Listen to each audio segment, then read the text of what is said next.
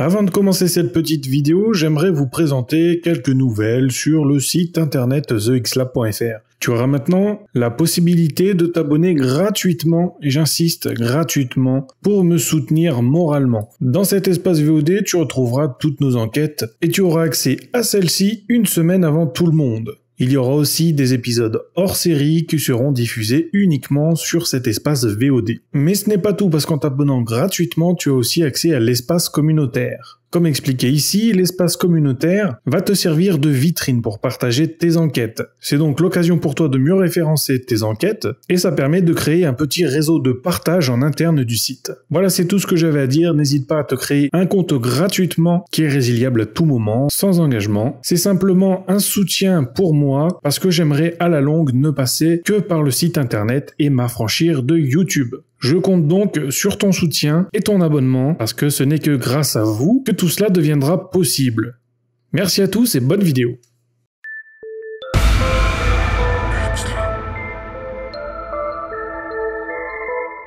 Salut à tous, bienvenue dans cette vidéo, j'espère que vous allez bien. Aujourd'hui, on va parler d'un petit sujet très important dans le paranormal, les pareidolie.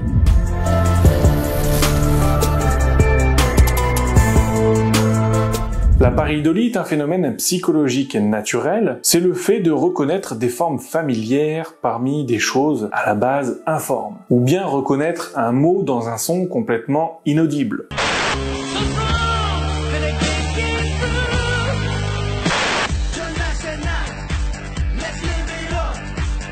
Ou bien encore une tache sur un mur. Par exemple, lorsque tu regardes des nuages, tu as l'impression que certains nuages ont la forme d'un canard, ont la forme de la tour Eiffel, ont la forme de ce que tu veux, peut-être de ta grand-mère, je ne sais pas. Dans un son, ça peut être par exemple écouter oui, dans un couinement de chaussure. Ça m'est déjà arrivé. Et 1000 oui, ça vous évoque quelque chose?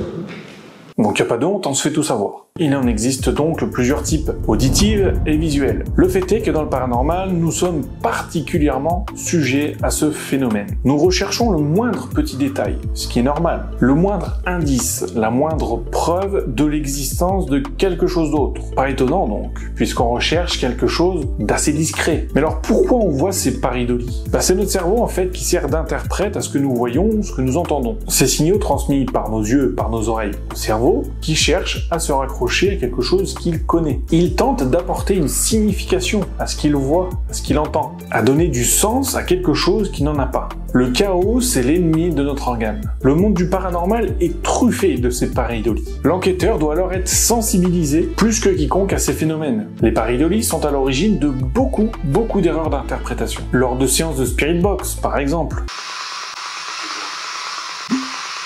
Notre cerveau va tenter de donner du sens à un bruit, un mot entendu dans la radio. Tu peux entendre, tu vois. Est-ce que c'était de la radio?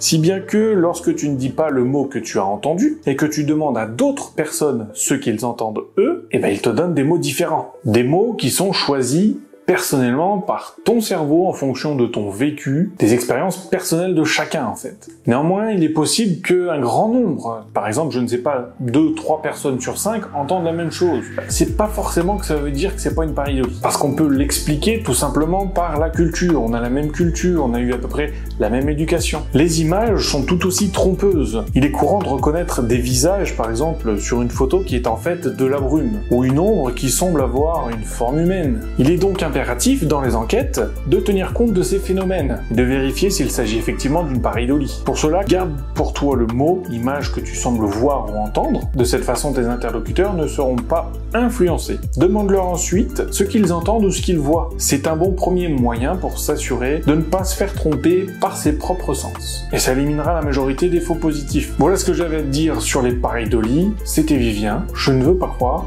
je veux savoir. Salut! Et oublie pas de t'abonner au site internet, de t'abonner à la chaîne YouTube, de mettre un petit pouce bleu et de partager.